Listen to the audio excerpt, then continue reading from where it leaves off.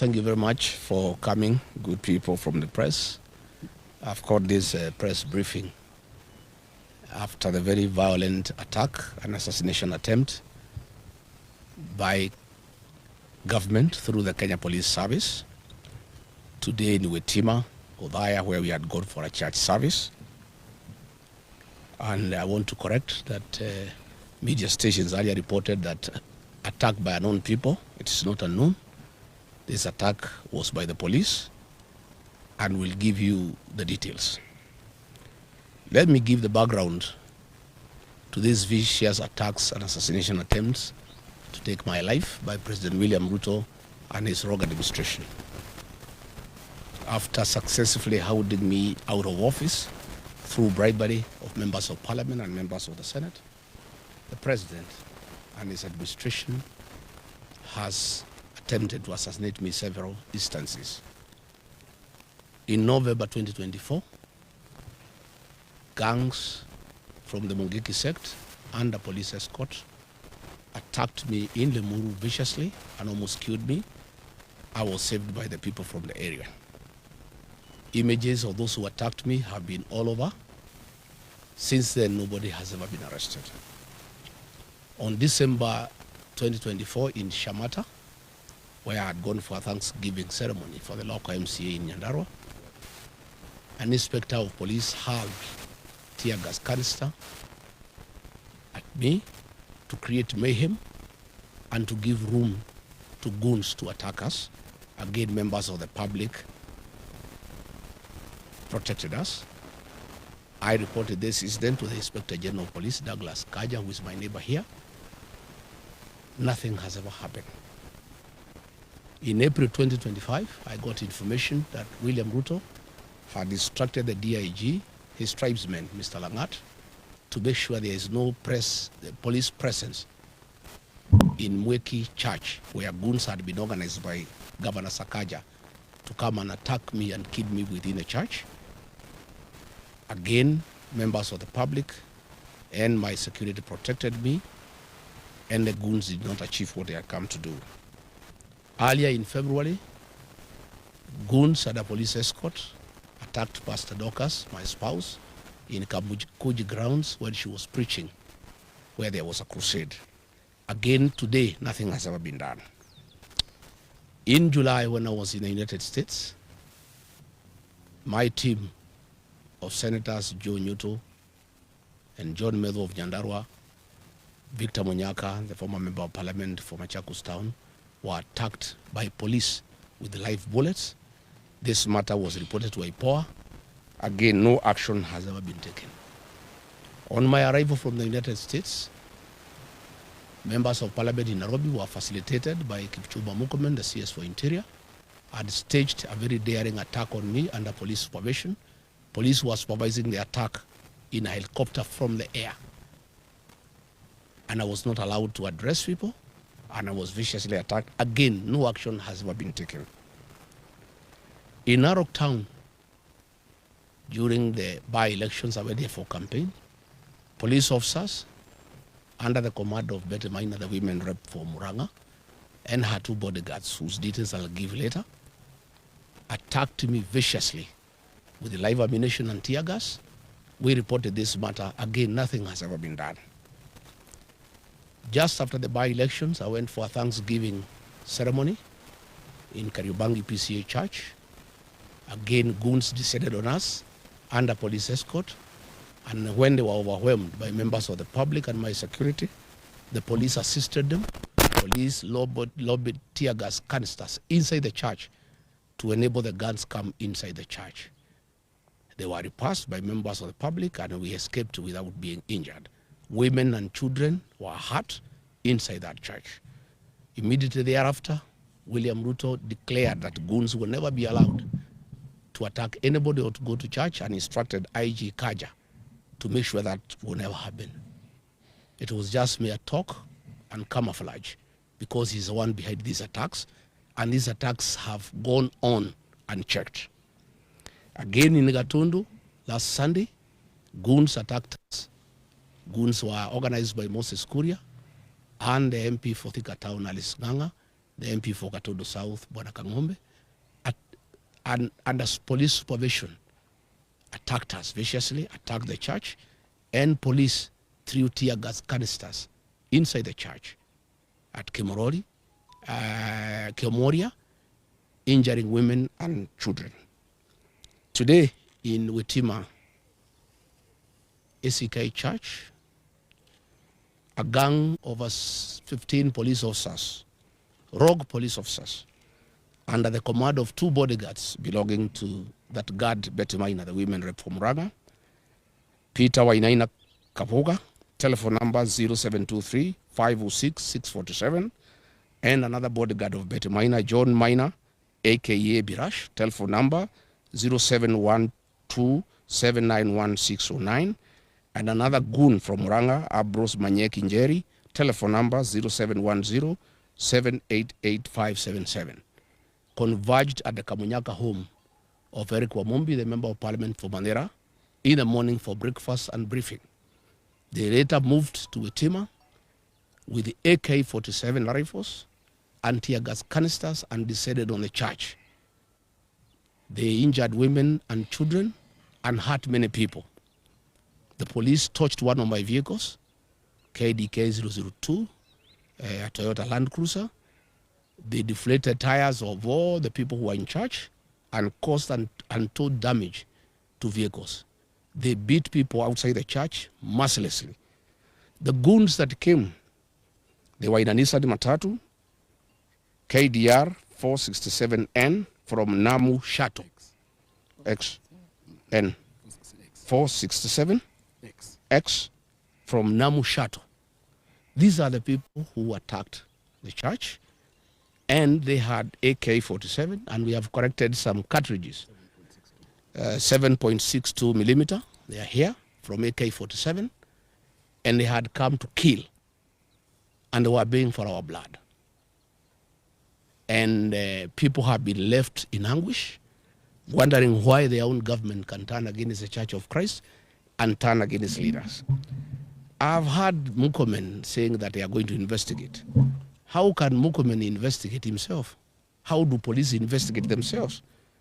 These people came with a police vehicle, GK vehicle, GKB 765X, and another one from Marawa police station that ferried goons and police officers from Muraga. After the attack, the goons have retreated to Amombi's home in Kamunyaka, where they are now, together with the police, where they are having lunch and drinks. So Mukomen cannot tell the people of Kenya that they are going to investigate anything. The police cannot investigate themselves. These police officers are known. These officers attached to Betty Maina are the ones that attacked us in Kagio. They attacked us in Narok. They attacked Senator Nyoto in Muranga, and they have attacked us today. The vehicles number are here, Kipchumba Mukomen. These police officers' images are circulating on social media. So what are you telling us? You have asked the IG to investigate. You cannot investigate yourself. This is a government attack, well known to Kipchumba Mukomen. Stop pretending that you are shocked that a church can be attacked. That is pretension. I want to thank the church members of Witima ACK Church for going down on their knees and praying that we are not killed. And God heard their prayers. Although bullets were raining like heavy rain, none of us was injured. Women, of course, and children have fainted because of tear gas, but we want to thank the church. And I want to tell our people to continue praying. God is in control. God is in control, and all these things will come to pass. I want to ask Mukomen, for 40 minutes, police attacked the church. Where were the local police officers from Udaya police station? 200 meters away. Which is 200 meters away from where we were. How can an attack on a church take place with live bullets and tear gas for 40 minutes? And then the CS Interior is saying he's going to investigate. There's nothing to investigate because this attack was organized by government, by the police, and by the 2 members of parliament, Eric Wamumbi and his wife, and they are now with the police officers celebrating in Kamunyaka, here in Mandera, the area member of parliament. And of course, the area member of parliament for Udhaya, Mheshimiwa Wainaina. I wonder why, Mheshimiwa Wainaina, you would send people to attack the people who elected you. The people of Karema gave you their votes. Why would you send police to attack them in church? Let me wind up by saying the following. We are indeed not surprised that William Ruto has turned against the Church of Christ, and he has turned against women and children. This is part of his political DNA. It is in public knowledge that William Ruto organized an attack on women and children in Kiambaa Church in 2008, the first 2 days. On 2nd January 2008, children and women were burnt alive in church. It is William Ruto who organized that attack. And when he came and became our friend, we forgave him and we thought that he had changed his bad ways. But as soon as he became president, he went back to his old habits. He has a serious problem with the Church of Christ. He has a bone to pick with women and children. He attacked women and children in Mweki, PCA. He attacked women and children in Kariobangi. He attacked women and children in Gatundu. Today he has attacked women and children in Wetima. William Ruto, we had thought that you have changed your bad habit of killing women and children in church. Apparently you have not changed. You have even become more vicious as president, because now you have power, you have the police, and you have everybody to back you up. But I want to tell you, for every life lost, for every attack on women and children, God is seeing you, and God will punish you. We want to appeal to the international community to come through for Kenya. William Ruto is setting the stage for civil strife ahead of the elections because he knows he's losing. He wants Kenya to be like Tanzania or like Uganda. I want to tell William Ruto, Kenya cannot be Uganda and it cannot be Tanzania. We want to call on the international community, who are our friends, to come through for Kenya. This impunity by William Ruto, setting the stage for civil war ahead of the elections, must be checked, because the people will not take it. And what has happened today has set the temperatures extremely high. The people are agitated. And I want to tell William Ruto, my former boss and friend, I understand your frustration that you have lost a mountain and you are trying to do everything to regain it. But this is not the way. Attacking churches, attacking women and children, trying to kill leaders, you are simply making the situation very difficult.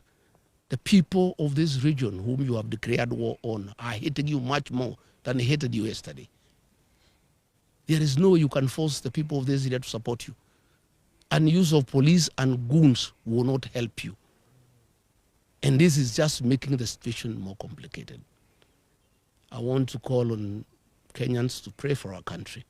Our president has gone rogue. He has panicked because of the impending loss of power in the next general election. And he has become extremely dangerous. Nobody is safe anymore. If he can attack the church that prayed him into power, I think he has gone rogue. And this is totally unacceptable. I've seen a lot of nonsense by government bloggers trying to say that we can stage manage our own attack.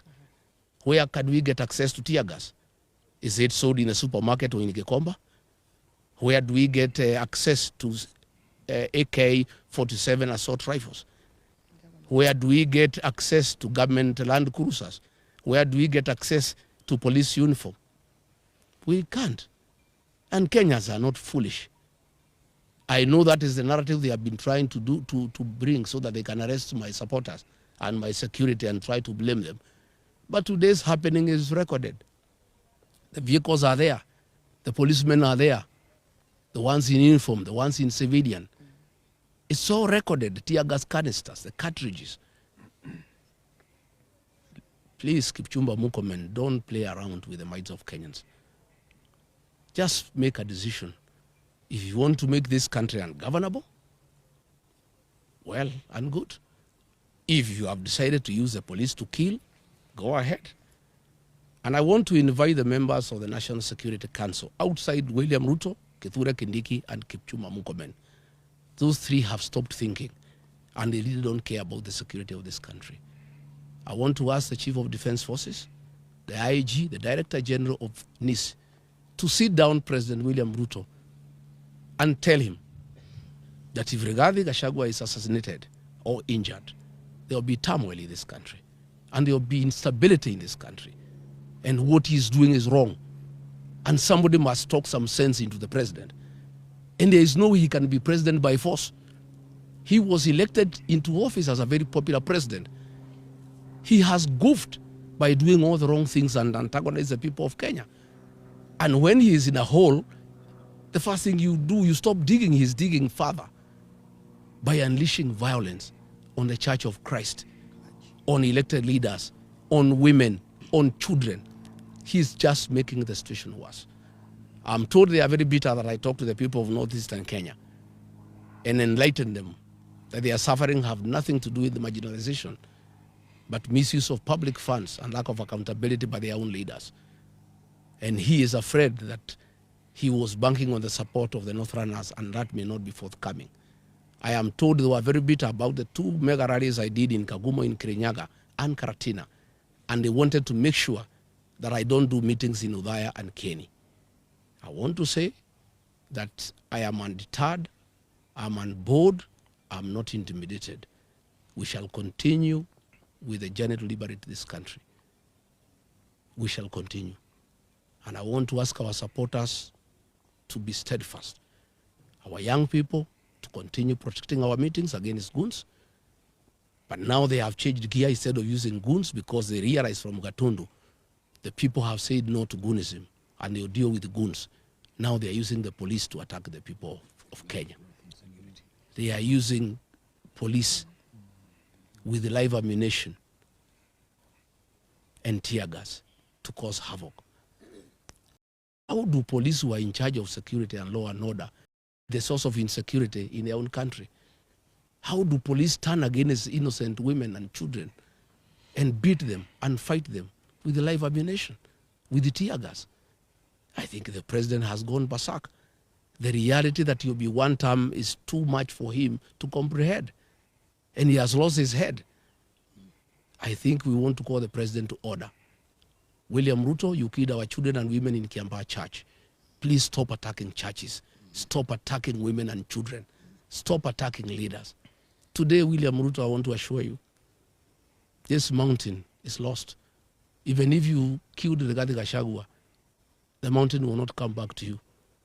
It will even be more difficult for you than it was when I'm alive. Even if you injure me or you injure these leaders, the mountain gets away from you every day. The more you fight us, the more you unleash violence on us, the more you attack our churches, the more you attack our women, the more you attack our children, the more the mountain distances itself from you. And people are regretting having voted for you because they knew you are not a good person. You had killed women and children in church, and they forgave you, thinking you have changed your ways. Kumbe, you are still the same person. I want to thank the Reverend at Witima ICK Church and the clergy and the lay leaders and the choir. They are the ones who saved my members. They gave them uniform for the choir and were able to sneak out of the church. One of the Reverend gave his robes and uniform to one of my bodyguards who was targeted to be shot. And he was able to escort me looking like a priest. And when they saw he's a priest, they did not shoot him. They wanted to shoot him. I want to thank them. I want to thank the church. I want to thank our women and our children for the prayers. I want to thank the Christians. Kenya is a resilient nation. All these things will pass. And I want to tell the people of Kenya, the darkest hour is just before dawn. We are just about to get there. I think the worst is just about to be over. And I can't understand how William Ruto has turned against the 2 blocks of Kenyans that voted him into power. The Church of Christ prayed him into power. He has turned against the church. The Mount Kenya region that gave him almost 4 million votes, he has declared war on the mountain. I don't understand him anymore. I don't know why he has turned against the church. and the people of the mountain. I want to address the people of the mountain. Please don't be intimidated. You have a right to elect whoever you want, and you have done nothing wrong by saying you are not going to elect William Ruto. Don't be intimidated. Be courageous. Be strong. We'll win this journey.